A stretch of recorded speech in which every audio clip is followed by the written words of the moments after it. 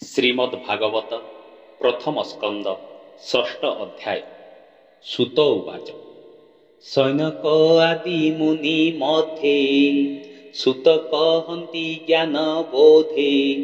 ଶୁଣ ସକଳ ମୁନି ଜନ ସେ ବ୍ୟାସ ନାରଦ ପ୍ରସନ୍ନ। ଏମନ୍ତେ ନାରଦଙ୍କ ବାଣୀ ସେ ସତ୍ୟବତୀ ସୁତ ଶୁଣି। ନାରଦ ଜନ୍ମ କର୍ମ ଯେତେ ହରିଙ୍କି ଭଜିଲେ ଯେ ମନ୍ତେ।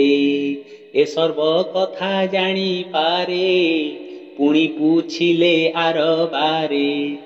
ବ୍ୟାସ ଉବାଚ ଥିଲେ ସନ୍ନ୍ୟାସୀ ଯେତେ ଦିନ ତୁମ୍ଭଙ୍କୁ କଲେ ମନ୍ତ୍ର ଦାନ। ସନ୍ତୋଷେ ଦେଇ ମନ୍ତ୍ର ଦୀକ୍ଷା ଗମିଲେ ଯେଣେ ତାଙ୍କ ଇଚ୍ଛା। ତଦ ଅନ୍ତରେ କଲ କିସ ତୁମ୍ଭର ପ୍ରଥମ ବୟସ। ଜନ୍ମ ସଞ୍ଚଇ ପ୍ରଜାପତି ବାଳୁତ କାଳୁ ଯେତେ ଗତି। କରି ବଞ୍ଚନ୍ତି ପ୍ରାଣୀ ସର୍ବେ ତୁମ୍ଭେ ବଞ୍ଚିଲ କେଉଁ ଭାବେ। କାଳ ପ୍ରବେଶେ ମୁନିବର କେନେ ଛାଡ଼ିଲ କଳେ ବର।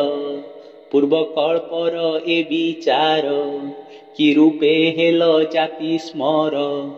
ତୁମ୍ଭର ଜ୍ଞାନ ଦେହ ଅନ୍ତେ କାଳ ନ ହରିଲା କେ ମନ୍ତେ। ଏମନ୍ତ ବ୍ୟାସ ମୁଖୁ ଶୁଣି ବ୍ରହ୍ମାନନ୍ଦନ ବାକ୍ୟ ଭଣି। ନାରଦ ଉବାଚ ଶୁଣ ହେ ମୁନି ଶୁଦ୍ଧ ଚେତା ମୋ ଜନ୍ମ କର୍ମର ବାରତା। ମତେ ପରମ ଜ୍ଞାନ ଦେଇ ବିପ୍ରେ ଯେ ଗଲେ ପଥ ଚାହି। ମୁଁ ପୁଣି ପ୍ରଥମ ବୟସେ ମୁନି ଜନଙ୍କ ଉପଦେଶେ। ଦିନ ବଞ୍ଚଇ ମାତା କୋଳେ ମୋ ନମ କୃଷ୍ଣ ପାଦ ତଳେ। ମୋର ଜନନୀ ବିପ୍ର ଘରେ ସେବକୀ ପଣେ ଦିନ ହରେ। ସେବଇ ବିପ୍ର ଘରେ ନିତେ ନଥାଇ ଆତ୍ମାର ଆୟତେ। ଏକଇ ପୁତ୍ର ତାର ମୁହି ସେ ମୋତେ ଦଣ୍ଡେ ନ ଛାଡ଼ଇ। ସ୍ନେହେ ପୋଷଇ ନୀତି ନୀତି ମତହୁ ନାହିଁ ଅନ୍ୟ ଗତି। ମୋର ନିମିତ୍ତେ ଭିକ୍ଷା ଅନ୍ନ ବହୁତ କଳ୍ପେ ତାର ମନ। ସେବା ପାଇବ ଅନ୍ନ କାହିଁ ବ୍ରାହ୍ମଣ ଘରେ ଜାମିଳଇ। ମୋତେ ଭୁଞ୍ଜାଇ ଅବଶେଷ ମୋର ଜନନୀ କରେ ଗ୍ରାସ। ସଂସାର ଈଶ୍ୱର ଆୟତେ ଏମନ୍ତେ ଗଲା ଦିନା କେତେ। ମୁଁ ସେ ବ୍ରାହ୍ମଣ ଘରେ ଥାଇ ସନ୍ଧ୍ୟା ସକାଳ ନ ଜାଣଇ। ବାଳକ ପଞ୍ଚମ ବୟସେ ବଞ୍ଚଇ ଜନନୀର ପାଶେ। ମୋର ଜନନୀ ଏକ ଦିନେ ବ୍ରାହ୍ମଣ ଘରେ ଗୋଦହନେ। ଧେନୁ ଦୋହନ୍ତେ ପଥେ ବସି ସର୍ପେ ମିଳିଲା ପାଶେ ଆସି। ଦୈବ ଯୋଗେ ସେ ଦଂଶିଲା ତକ୍ଷଣେ ଜନନୀ ମୋ ମଲା। ମୁହିଁ ମାତାଙ୍କୁ ଅଗ୍ନି ଦେଇ ଭାଳଇ ଚଉଦିଗ ଚାହିଁ। ବିପ୍ରଙ୍କ ତହିଁ ମୋର ମନ ନିତେ ଭାଳଇ ଛନ ଛନ। ତାହାଙ୍କୁ ଭେଟିବାର ଅର୍ଥେ ଗଲି ଉତ୍ତର ଦିଗ ପଥେ। ଅନେକ ପୁର ନଗ୍ର ଗ୍ରାମେ ବିପ୍ରଙ୍କୁ ଖୋଜି ପଥ ଶ୍ରମେ। ଖେଟ ଖର୍ବଟ ବାଟି ବନେ ଦୁର୍ଗମ ପର୍ବତ କାନନେ। ପବିତ୍ର ଜଳେ ପୁଣ୍ୟ ତୀର୍ଥେ ଦେବେ ସେବନ୍ତି ଜହି ନିତେ। ଉତ୍ତମ ସରୋବର ବନେ ହଂସ ସାରସ ଭୃଙ୍ଗ ସ୍ୱନେ। ପୁଣି ମିଳିଲି ଘୋର ଦେଶେ ପୂରିତ ନଳ କୁଶ କାଶେ। ହସ୍ତି ସେବିତ ବନ ଆଦି ଯେ ସ୍ୱର୍ଣ୍ଣ ଚିତ୍ର ପୁଣ୍ୟ ନଦୀ। ବୈଣବୀଲତା ଗୁଳ୍ମ ସାର ଦିଶୋଇ ଘୋର ଅନ୍ଧକାର। ସର୍ପ ଉଲ୍ଲୁକ ଶିବା ଗୃହେ ବନେ ଭ୍ରମଇ ଏକା ଦେହେ। ଏମନ୍ତେ ଭ୍ରମୁ ଘୋର ପଥେ ଶ୍ରମେ ପିପାସା ବୁଭୁକ୍ଷିତେ। ଏମନ୍ତେ ଯାଉଁ ପଦେ ପଦେ ଶ୍ରମେ ପଶିଲି ନଦୀ ହ୍ରଦେ। ଶୀତଳ ବାରି ସ୍ନାନ ପାନ କରନ୍ତେ ଗଲା ମୋର ଶ୍ରମ। ସେ ନଦୀ ଜଳେ ପ୍ରାଣ ତୋଷି ଅସ୍ପତ ତରୁ ତଳେ ବସି। ଯେ ରୂପେ ମୁନିଙ୍କ ବଚନେ ଆତ୍ମାରେ ଆତ୍ମା ଅବଧାନେ। କୃଷ୍ଣର ପାଦ ପଦ୍ମ ଯୁଗେ ଧ୍ୟାନ ମୁଁ କଲି ଅନୁରାଗେ। ଉତ୍କଣ୍ଠା ଗଦ୍ଗଦ ବଚନ ଅଶ୍ରୁ ଜଳରେ ନେତ୍ର ପୂର୍ଣ୍ଣ। ତକ୍ଷଣେ ପରମ ଆନନ୍ଦେ ହରି ବିଜୟେ ମୋର ହୃଦେ। ଅତ୍ୟନ୍ତ ପ୍ରେମ ଭରେ ଦେହେ ଉଦ୍ଗମ ହେଲେ ତନୁ ରୁହେ। ଆନନ୍ଦ ସାଗରେ ବୁଡ଼ିଲି ଉଭୟ ଲୋକ ନ ଜାଣିଲି। ରୂପେ କି ଦେବା ପଟାନ୍ତର ମନ ବଚନ ଅଗୋଚର।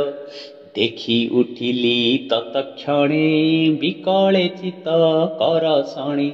ପୁଣି ରହିଲି ଦୃଢ଼ ଚିତ୍ତେ ସେ ରୂପ ଦେଖିବା ନିମନ୍ତେ। ସେ ହରି ହୋଇଲେ ଅନ୍ତର ଦିଶିଲା ଘୋର ଅନ୍ଧକାର। ବାହୁଡ଼ି ଚାହିଁଲି ବାହାରେ ଦିଶେ ଆକାଶ ଅଭ୍ୟନ୍ତରେ।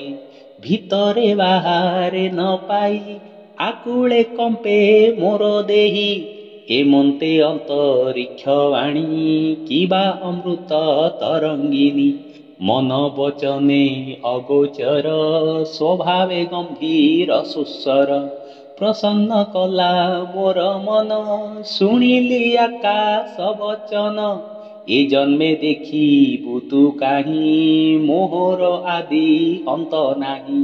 କୁଜନ ଜନଙ୍କର ଚିତ୍ତ କର୍ମ ବାସନାରେ ଜଡ଼ିତ। ଯାବତ ଶୁଭାଶୁଭ କର୍ମେ ଚିତ୍ତ ଆକର୍ଷେ ମତି ଭ୍ରମେ। ସେ ମତେ ପାଇବେ କେମନ୍ତେ କର୍ମ ଆବୋରି ନାନା ମତେ।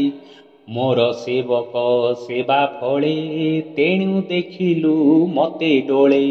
ମୁଁ ଯାର ଚିତ୍ତେ ନିତେ ଥାଇ ତା ହୃଦୟ ମଙ୍ଗଳ କାହିଁ। ଏବେ ସାଧୁଙ୍କ ସେବା କରି ଦୀର୍ଘ ଜୀବନ ଦେହେ ଧରି। ଦୃଢ଼ ଭକତି ମୋର ପାଦେ ଚିତ୍ତେ ପ୍ରସରୁ ଅପ୍ରମାଦେ। ଏ ଦେହ ଛାଡ଼ି ମୋର ଧ୍ୟାନେ ଅନ୍ତେ ମିଳିବୁ ମଭୁବନେ। ମୋର ବିଷୟେ ତୋର ମତି କେବେ ହେ ନହିବ ଦୁର୍ଗତି। ସୃଷ୍ଟି ପ୍ରଳୟ ବାଧା ଯେତେ କେବେ ହେ ନ ଲାଗିବ ତୋତେ। ମୋ ଅନୁଗ୍ରହେ ହେଉ ଜ୍ଞାନ ଏମନ୍ତ ଆକାଶ ବଚନ। ସ୍ୱଭାବେ ସ୍ଫୁରେ ଅନ୍ତରିକ୍ଷେ କେ ତାହା ଦେଖିବ ପ୍ରତ୍ୟକ୍ଷେ। ସ୍ୱଭାବେ ରୂପ ନାହିଁ ଯାର ମହାମହିମା ନିର୍ବିକାର। ସେ ବାଣୀ ଶୁଣି ଚିତ୍ତ ସ୍ଥିରେ ପ୍ରଣାମ କଲି ତାପୟରେ। ମୋର ଜୀବନ କୃତକୃତ୍ୟ ଶୁଣ ହେ ସତ୍ୟବତୀ ସୁତ। ସେ ବିନୁ ନ ଜାଣଇଆନ ମୋ ସର୍ବଗତି ଭଗବାନ। ଲାଜ ଭୟକୁ ପରିହରି ହୃଦେ ଗୋବିନ୍ଦ ନାମ ଧରି। ଅନନ୍ତ ନାମ ଗୁଣ ଯେତେ ଚିତ୍ତେ ସୁମରି ଅବିରତେ। ଭୂମି କରଇ ପର୍ଯ୍ୟଟନ ବିଗତ ରାଗ ତୁଷ୍ଟ ମନ। ମଦ ମତ୍ସର ମାନ ତେଜି କୃଷ୍ଣ ଚରଣେ ଦୃଢ଼େ ଭଜି। ଏମନ୍ତେ ଭ୍ରମୁ ଅନୁଦିନ ନିର୍ମଳ ହୋଇଲା ମୋ ମନ। ଏମନ୍ତେ ମରଣ ନିୟତ କାଳ ହୋଇଲା ଉପଗତ। ସଂଶୟ ସୁରେ ମୋର ମନେ ବିଜୁଳି ଯେହ୍ନେ ନୀଳ ଘନେ। ଦିବ୍ୟ ସ୍ୱରୂପ ମୁହିଁ ଦେଖି ତକ୍ଷଣେ ଶରୀର ଉପେକ୍ଷି। ଆନନ୍ଦେ କୃଷ୍ଣ ଅନୁଗ୍ରହେ ଶୂନ୍ୟେ ଗମିଲି ଦିବ୍ୟ ଦେହେ। କଳ୍ପାନ୍ତେ ଦିନ ପ୍ରଳୟରେ ଏ ସୃଷ୍ଟି ଦେଖିଣ ଉଦରେ। କ୍ଷୀର ଜଳଧି ମଧ୍ୟେ ସ୍ଥିତ ଅନନ୍ତ ଶୟନେ ଅଚ୍ୟୁତ। ପଶିଲି ତାର ଅଭ୍ୟନ୍ତରେ ନିର୍ଲେପ ନିର୍ମଳ ଶରୀରେ। ଯେବେ ସହସ୍ର ଯୁଗ ଗଲା ଶୟନୁ ଅନନ୍ତ ଉଠିଲା। ତକ୍ଷଣେ ବ୍ରହ୍ମ ରୂପ ଧରି ଭୂମି ଭିଆଇ ସୃଷ୍ଟି କରି। ମରିଚି ଆଦି ସପ୍ତସୁତ ବ୍ରହ୍ମା ମନରୁ ହେଲେ ଜାତ। ମୁହିଁ ହୋଇଲି ତାଙ୍କ ସଙ୍ଗେ ସମ୍ଭୂତ ବିଧାତାର ଅଙ୍ଗେ। ନିଶ୍ଚଳ ଚିତ୍ତେ ଦୃଢ଼ ବ୍ରତେ ଏ ତିନି ଲୋକ ଭ୍ରମେ ନିତେ। କୃଷ୍ଣର ଭାବେ ଭ୍ରମେ ନୀତି ମୋହର ଅବ୍ୟାହତ ଗତି। କୃଷ୍ଣ ଭକତି ଭାବ ଭଳେ ମୁହିଁ ଗମଇ ଅନ୍ତରାଳେ। ଦେବଙ୍କ ମଧ୍ୟେ ମୁହିଁ ଥାଇ ନୃତ୍ୟ କରଇ କୃଷ୍ଣ ଗାଇ। ଶୁଣି ସନ୍ତୋଷ ମୋର ବାଣୀ ବୀଣା ଗୋଟିଏ ଦେଲେ ଆଣି। ଶପଥ ସ୍ୱର ବିଭୂଷଣା ସୁସ୍ୱର ନାଦ ତିନି ଗୁଣା। ସ୍ୱର ମୂର୍ଚ୍ଛନା ନାଦ ଆଇ ଆନନ୍ଦେ କୃଷ୍ଣ ଗୁଣ ଗାଇ। ନିରତେ ଭ୍ରମେ ତ୍ରିଜଗତେ ଶୁଣ କହିବା ଆଉ ଯେତେ। ହରିର ଅଭୟ ଚରଣ ଅଶେଷ ତୀର୍ଥଙ୍କର ସ୍ଥାନ। ସେ ପାଦ କଲେ ସୁମରଣ ଶୀଘ୍ରେ ମୋ ଚିତ୍ତେ ନାରାୟଣ। ଆଦିତ୍ୟ ତେଜ ପ୍ରାୟ ଦିଶେ ଅଜ୍ଞାନ ତମ ବେଗେ ନାଶେ। ସେ ହରି ଚରିତର ଗୁଣ ଭମୁନି ସାବଧାନେ ଶୁଣ। ଭବ ସାଗରେ ଯେତେ ନରେ ଆତୁର ଚିତ୍ତ ଅଭ୍ୟନ୍ତରେ। ବିଷୟ ରସେ ସୁଜଡ଼ିତ କେବେ ହେ ନୁହେଁ ଶୁଦ୍ଧ ଚିତ୍ତ। ଅଛନ୍ତି ଭବ ସିନ୍ଧୁ ଗର୍ଭେ ସେ ନରେ କେମନ୍ତେ ତରିବେ। କୃଷ୍ଣର ଗୁଣ ଗାଥା ଘୋଷି ଆନନ୍ଦେ ସୁଖ ନାବେ ବସି।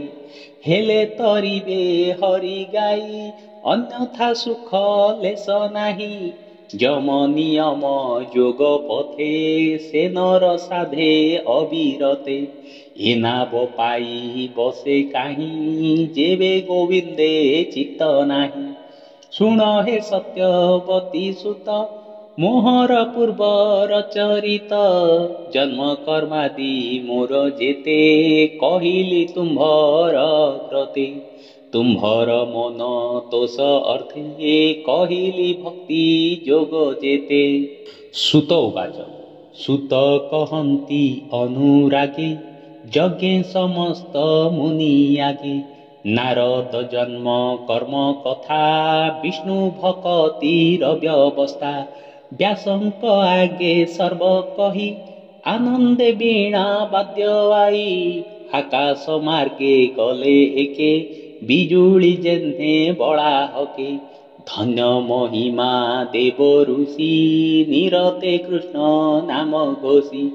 ହରି ଗାୟନେ ଭୋଳ ହୋଇ ବିବିଧ ଛନ୍ଦେ ବୀଣା ବାଇ। ନିରତେ ଭ୍ରମେ ତିନି ପୁରେ ଜଗତ ସଙ୍କଟୁ ଉଦ୍ଧରେ। ବୋଲୋଇ ଦାସ ଜଗନ୍ନାଥ ପ୍ରଥମ ସ୍କନ୍ଧେ ଭାଗବତ।